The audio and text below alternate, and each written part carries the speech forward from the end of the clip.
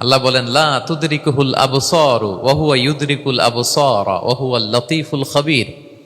পৃথিবীর কোনো চোখ আমাকে দেখে না, কিন্তু আমি সব চোখগুলোকে দেখি।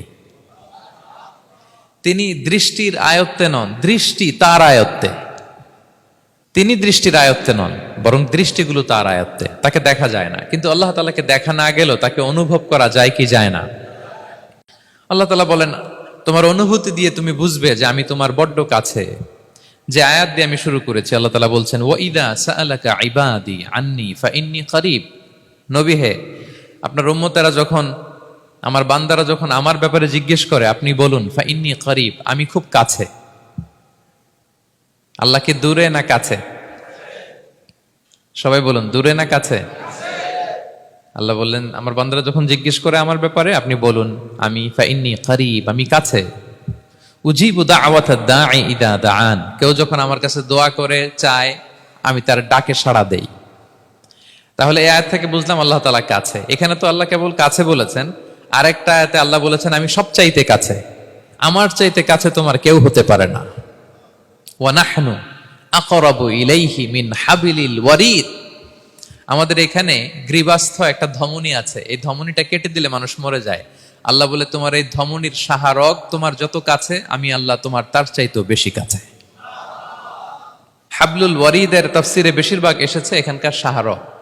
কেউ কেউ বলেছেন হাবলুল ওয়ারিদ মানে আমাদের স্পাইনাল কর্ড, মানে আমাদের শির দ্বারা।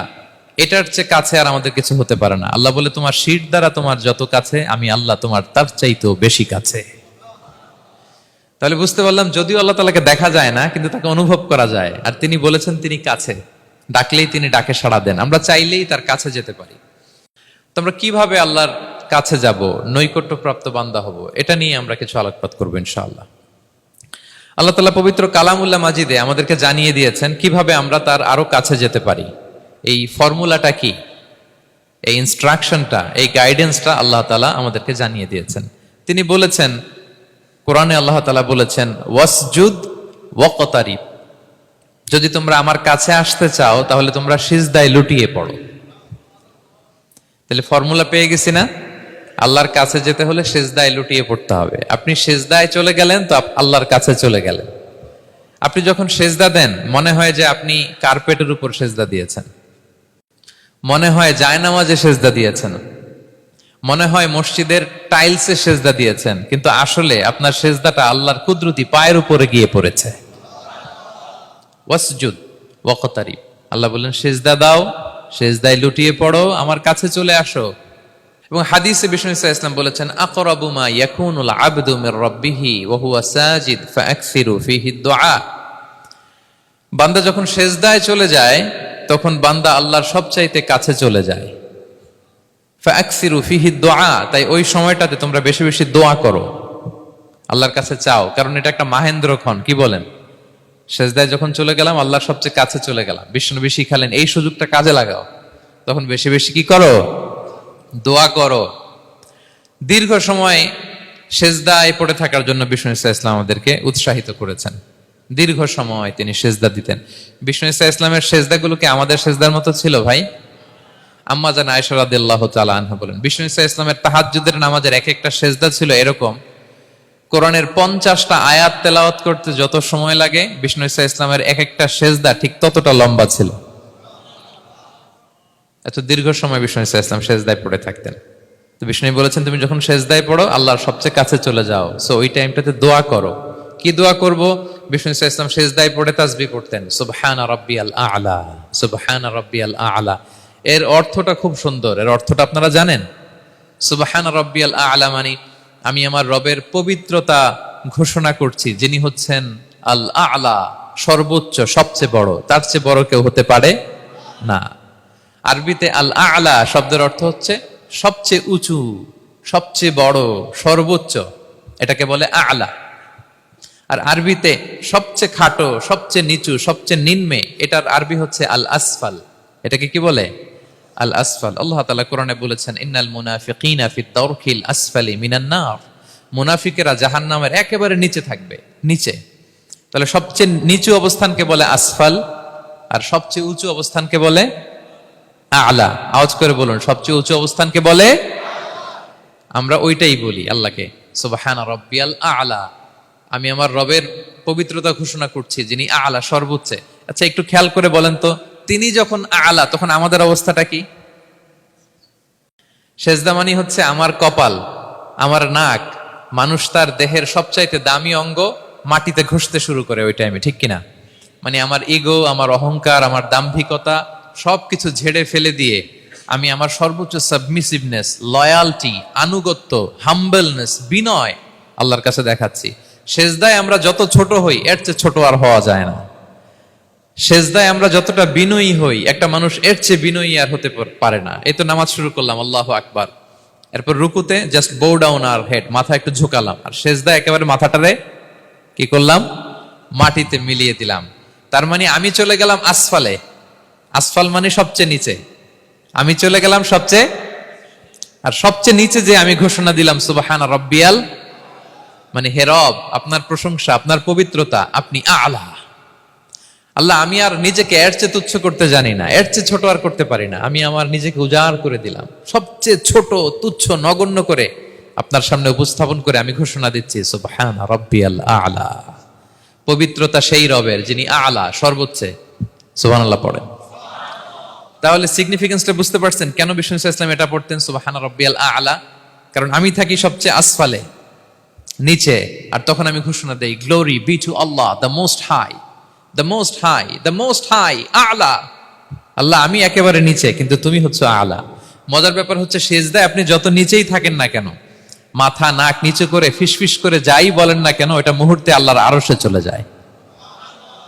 আপনি নিচু হবেন কিন্তু কথা চলে যাবে আল্লাহর আরশে। এজন্য বিষ্ণু ইসলাম বলতেন মান তাওয়াদা তারাফা, যে নিচু হয় আল্লাহ তারে টেনে উপরে উঠায়। আপনি সেজদা দেওয়া মানে কি? নিচু হওয়া, ছোট হওয়া। তো বিষ্ণু ইসলাম বলেছেন বেশি বেশি সেজদা দাও, তাহলে আপনার মর্যাদা সম্মান বাড়াই দিবে কে? সম্মানিত ভাইয়েরা, আমরা শুধু সেজদায় যে সুবহানা রাব্বিয়াল আ'লা এটাই পড়ি, 3 বার শুধু এটাই পড়ি, কিন্তু বিষ্ণু ইসলাম সেজদায় যে আরো অনেক দোয়া পড়তেন, সেগুলো কি পড়েন আপনারা?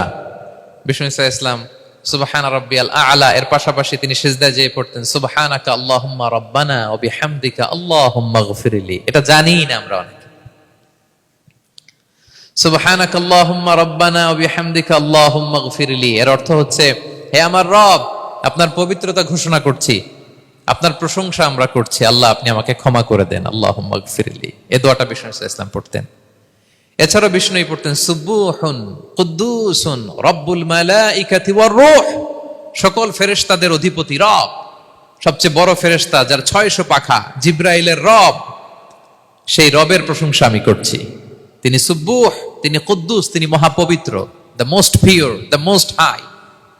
এভাবে বিষ্ণু ইসলাম আল্লাহর প্রশংসা করতেন। তিনি আরো পড়তেন আল্লাহুম্মা গফিরলি যুনুবি কুল্লাহ দিক্কাহু ওয়া জুল্লাহ আউওয়ালাহু ওয়া আখিরাহ আলানিয়াতাহু ওয়া সিররাহ।